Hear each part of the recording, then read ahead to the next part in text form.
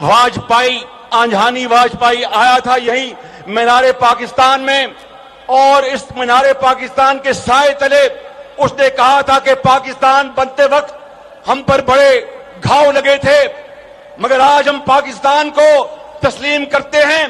किसके सामने कहा था? इस नवाज शरीफ के सामने कहा था।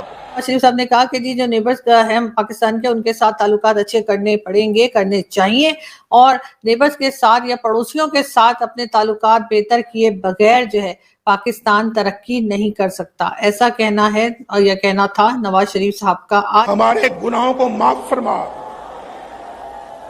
हमसे जो लग़ज़ें हो गई हैं, जो गलतियां हो गई हैं, अल्लाह ताला उनको माफ फरमा। हमने जो गुनाह हमसे सरजद हो गया, अल्लाह उनको भी माफ कर दे।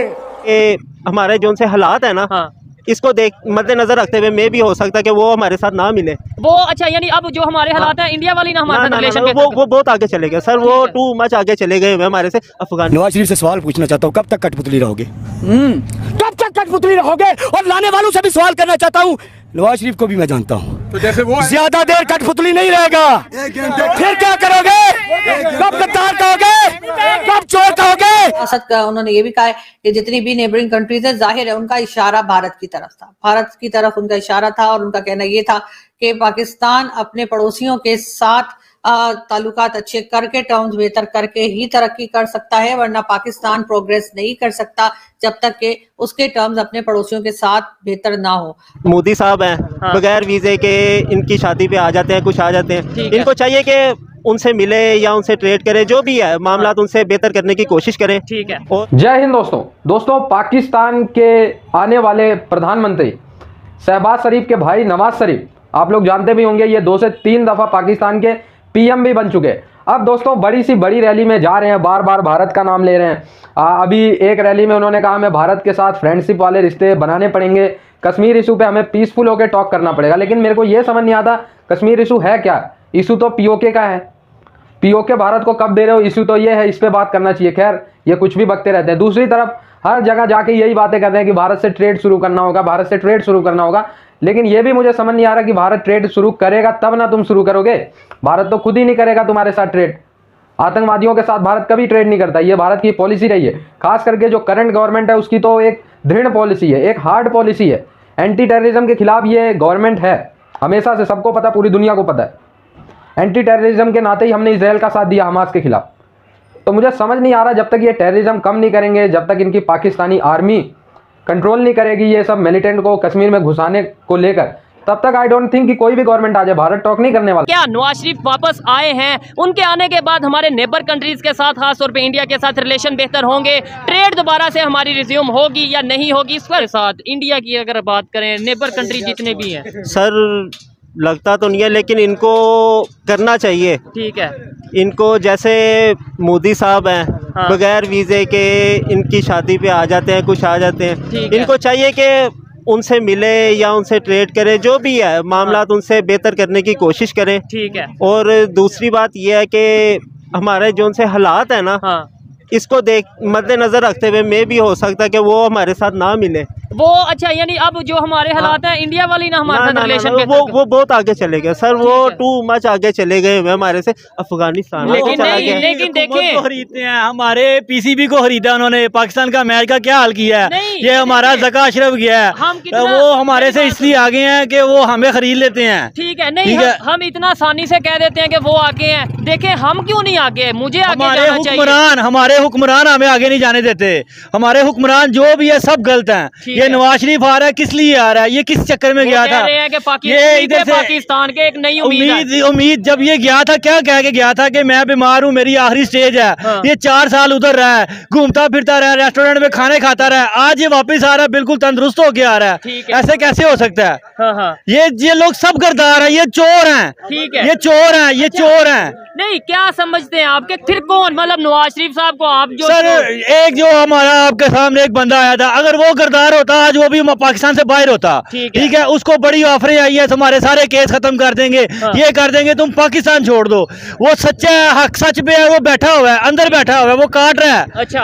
वो एक लीडर बन के आया था, उसने हमारी कौम में शऊर पैदा किया है। उसने बताया है कि ये सियासत क्या है, अपने उसने एक आम आदमी की जिंदगी उसने बताया कि कैसे जीना है। मुझे ये बताएं, आज हम बड़ा आसानी से ये कह देते हैं कि भाई इंडिया हमारे से आगे निकल गया, वो बहुत आगे, जैसे ये भाई कह रहे हैं, नो डाउट है भी है, लेकिन देखें हमें भी तो आगे निकलने की जरूरत है, हमें भी टेक्नोलॉजी में वर्क करने की जरूरत है। हम भी किसी दिन फखर से कहें कि पाकिस्तानी है हम, और हम जो सा इस चीज में किसी भी कंट्री से आगे हैं, हम ये क्यों नहीं कह पाते? हम जो सा टेक्नोलॉजी में है ना, ये अरफा करीम हमारी 9 साल की बहन थी, छोटी बेटी थी, बहुत आगे है। हाँ। बात वही है कि जब हमारे हुक्मरान ही सिंसियर नहीं होंगे तो हमने कहाँ से आगे जाना नहीं मिलेगा। हाँ आप क्या कहेंगे इसके ऊपर? सर यही हम सिंपल सी बात है, यही भाई ने बात की है कि हमारे हुक्मरान अगर हमें चाहेंगे रिलीफ देना, तो हम या हम ये एक टाइम आना है कि हमारे मुसलमानों ने पूरी दुनिया पे हुकूमत करनी है, लेकिन अगर ये लोग हमारे सर पे रहेंगे तो समझ लें कि फिर आने वाले वक्तों में हम सब कब्रों में होंगे और इनकी औलादें जी रही होंगी और खा पी रही होंगी।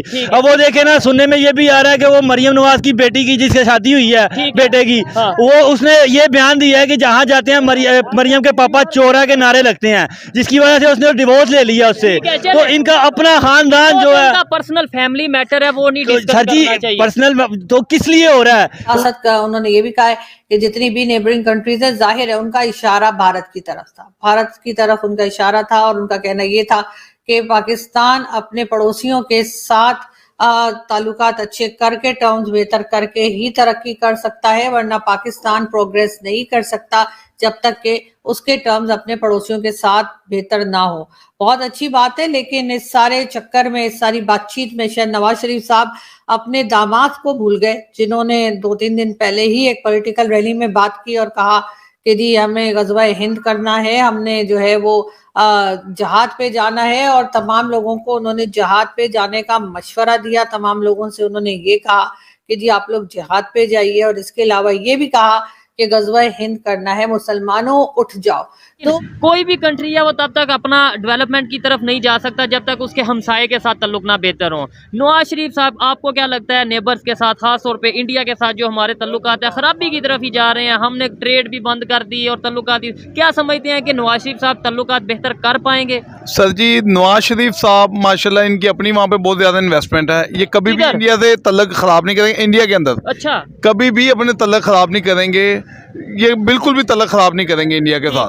नहीं, इंडिया में ये अक्सर लोग कहते हैं जी इंडिया में नवाज शरीफ साहब की बड़ी इन्वेस्टमेंट है, किस चीज की? कोई कंपनीज हैं, कोई फैक्ट्रीज हैं? इनकी शुगर मिले हैं वहाँ पे। अच्छा। इनके वहाँ पे सरिया वगैरह है, यहाँ पे मिले हैं। बेसिकली नवाज शरीफ जो है ना, मैं आपको बताऊँ, बिजनेसमैन आदमी है। हाँ, ये मैं बताता हूँ आपको, इसने करप्शन जो की है ना, ये करप्शन ना करता, ये बिजनेस में जाता ना, बिजनेस में सबको बिजनेस के रास्ते पे डालता, हर बंदा बिजनेस करता। यकीन करें, सदर यहाँ पे किसी के अलावा किसी ने बनना ही नहीं था सदर, नवाज शरीफ के अलावा। ये जो देखने वाले हैं ये जरूर बताइएगा कि ये भाई कह रहे हैं कि नवाज शरीफ साहब जो कि पाकिस्तान के 3 बार प्राइम मिनिस्टर रह चुके हैं, उनके इंडिया में शुगर मिले हैं, और क्या भाईजान उनकी अरबों रुपए की इन्वेस्टमेंट है, स्टील मिल भी है, स्टील मिल भी है उनकी। कौन से शहर में? मतलब कोई देखें आज के दौर में स्टील मिल छुपी, मैं बताता हूँ आपको। नहीं, इंडिया में आप उन्होंने लेबर बिठाई हुई है, ये नहीं कि खुद ही वहाँ पे जाके बैठे हुए हैं। ठीक है। पीछे जब ये लास्ट टाइम यहाँ से मुल्क से गए हैं बाईकाट करके, इनको मोदी सरकार ने धमकी दी थी क्या? ये सारा कुछ वो मान के गए थे कि जी सारा कुछ हमने करवाया, करप्शन हमने करवाई है, वो बम ब्लास्ट का माने हैं, पता नहीं किस किस चीज का माने हैं। ठीक है ना, सारा कुछ मान के गए थे उस टाइम। उसने कहा था कि अगर तुमने ये चीजें ना बोली, तुम्हारी यहाँ से कोई भी चीज यहाँ से 1 रुपया भी नहीं मैं जाने दूंगा। अच्छा, इधर से कारोबार रोक दूंगा। हाँ जी, कारोबार तुम्हारा यहाँ पे बैंड, एंट्री बंद हो जाएगी तुम्हारी यहाँ पे, तुम्हारे बंदों की। लेकिन दोस्तों एक बात तो कंसीडर करना पड़ेगा कि पाकिस्तानी जो पॉलिटिक्स है वो बिना भारत का नाम लिए चल ही नहीं सकती।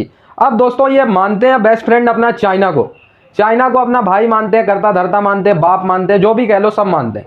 लेकिन आप लोगों को दिखेगा कि चाइना की बात कोई पॉलिटिकल पार्टी लेती नहीं है, नाम ही नहीं जानती कि चाइना का प्रेसिडेंट कौन होगा। जिनपिंग का ये नाम तक नहीं ले पाएंगे सही से, इतना मैं गारंटेड बता रहा हूँ। लेकिन पाकिस्तान का बच्चा पॉलिटिक्स में जितने भी लोग हैं सारे मोदी कह के चिल्लाते हुए आप लोगों को मिल जाएंगे। तो इस चीज़ से आप लोग समझ सकते हैं कि भारत का इन्फ्लुएंस पाकिस्तानी पॉलिटिक्स में कितना, इन्फ्लुएंस इन द सेंस कि भारत के मुद्दे को लेके, भारत के पीएम को लेके, ये सब को लेके कितनी चर्चाएं बनी रहती हैं पाकिस्तानी पॉलिटिक्स में। अगर आप लोग देखोगे कि आधी से ज़्यादा आवाम तो इनको वोट देती है भारत के इशू को लेके, इनका जो रवैया है उस पर, फिर आधी जनता जो है अलग अलग इशू पे वोट देती है, वो मुझे पता नहीं है। लेकिन हाँ, अगर भारत का नाम लेके कोई भी इनकी पॉलिटिकल रैली में बातचीत नहीं हुई तो समझ लो वो पॉलिटिकल रैली इनकी फ्लॉप हो गई। अब वही मैं देख रहा हूँ, जब से आए नवाज शरीफ, जहाँ भी मीडिया से भी बात कर रहे हैं, इंटरव्यूज़ भी दे रहे हैं, स्पीचेस भी दे रहे हैं, एक ही बात कह रहे हैं, हमें अपने नेबरिंग कंट्रीज से, भारत से सबसे प्यार से पेश आना होगा, हमें उनके साथ अच्छे रिलेशन निभाने होंगे, तभी हम इंटरनेशनली अपने आप को प्रेजेंट कर पाएंगे। कश्मीर इशू को हमें बैठ के बातचीत करनी होगी। यही सब बातें दफ़ा दफ़ा रटी रटाई बातें कर रहे हैं।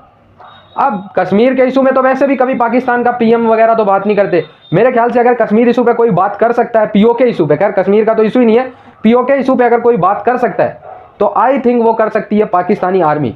पीएम सीएम ये सारे जीरो हैं भाई।